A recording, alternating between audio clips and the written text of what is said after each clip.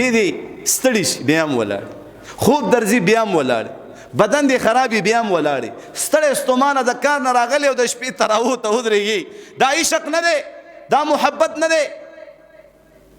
فاطمه رضی الله تعالی عنها د الله د نوم سره څومره محبت کوي، څومره محبت کوي چې زما محترمو یو فقیر راغی او الانکه فاطمه رضی الله تعالی عنها د هغې دوه بچي حسن او حسین رضی الله تعالی عنه دا بیمارانو او دا نظر اومنو چې الله که چېرته زما دا بچي تا ښه کړه دته دې صحت ورکړه زه به 3 روزې ونیسم ستا د رضا دپاره.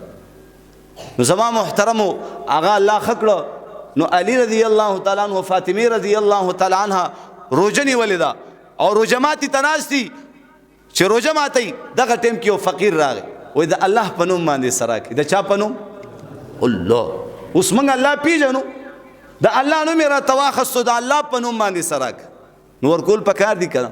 فاطمه رضی الله تعالی عنها هغه مخې ته لږه شان روټۍ پرته وه هغه یې اوچته کړه او فقیر له ورکړه. دواړو په اوبو سره روژه ماته کړه. په دویمه ورځ بیا روژه ماتي ته ناست دي، پیشمنۍ هم په اوبو سره وکړو. بیا علي رضی الله تعالی عنه لږ کار کړی او په هغې سره یې وړک ورته راوړه او هغې نه یې روټۍ پخې کړي. بیا زما عزتمند روژه ماتي ته ناست یو فقیر یو یتیم راغی، یتیم راغی دروازې و یتیم یې د الله په نوم سره کوي. هغه روټۍ مې اوچته کړه یتیم له یې ورکړه. د چا سره محبت دی؟ د الله سره، د الله د نوم سره محبت. نن مؤذن وایي حیا حیا علی الصلاة، مونځ طرف ته راشئ، حیا علی الفلاح، کامیابۍ طرف ته راشئ، الله اکبر. او زمونږ د الله سره مینه شته چې زمونږ د الله سره محبت وي. تا به دکان پرېښی وی، تا به د کور مجلس پرېښی وی، تا به بیټک او اجره پرېښې وه، فوراً مونځ طرف ته به متوجه کېدی. عشق بازی وہ لڑے جو عشق راضی کر سکے، تن کے کپڑے بیچ کر معشوق کو راضی کر سکے. زما محترمو بیا روژه ماتې په اوبو سره وکړه. په 3مه ورځ بیا یو یسیر را یسیر دروازې واله د الله په نوم سره په 3مه ورځ باندې بیا هغه روټۍ اوچته کړه او هغه یسیر لی ورکړه او روژه ماتې زما عزتمندو په اوبو سره وکړه. الله داسې لوږې تندې داسې تکلیفونه غریبینې مصیبتونه په صحابو باندې صحابیاتو باندې په محمد رسول الله باندې راغلی دي.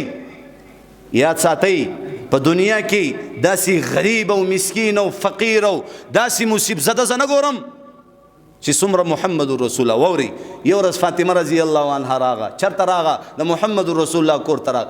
الله رسول ته ای فاطمه سله راغی، څنګه راغی؟ او یا رسول الله علی رضی الله عنه او حسنین او زه د ډېرو ورځو نه وږي نهرو سم خوړلی نه. یا رسول الله یو ورځ علی رضی الله عنه لږ کار مارو کو، په هغې سره یې سوړک ورته راوړه.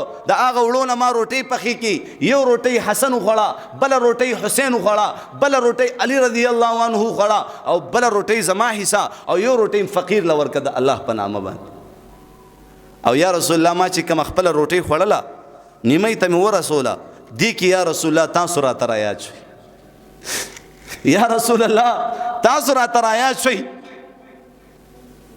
او دا خبره مې زړه کې راغله چې محمد رسول الله ته به د خوراک څه میلاو شوي که نه.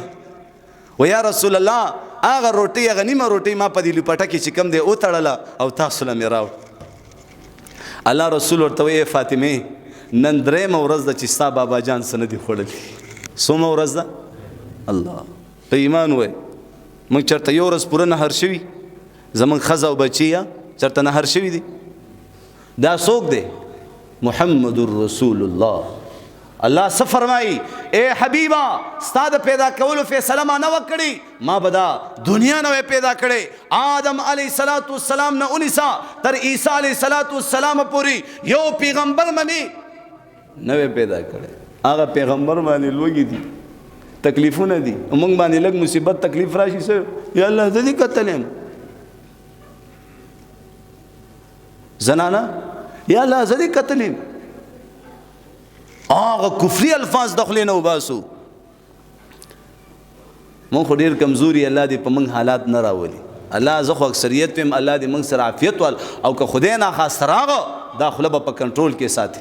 انسان سار مسلمانی ماښام ماسخوتن د شپې کافري داسې الفاظ استعمال کړي ځان نه خبر هم نه خزم په طلاق حرامو کې مبتلا د ایمان نم خلاصي یو سړی چې د ایمان نه خلاصي دا غي منځونه کیږي دا غي روزه کیږي د قران اسی ډغري وای هندوستړی خدای ناراض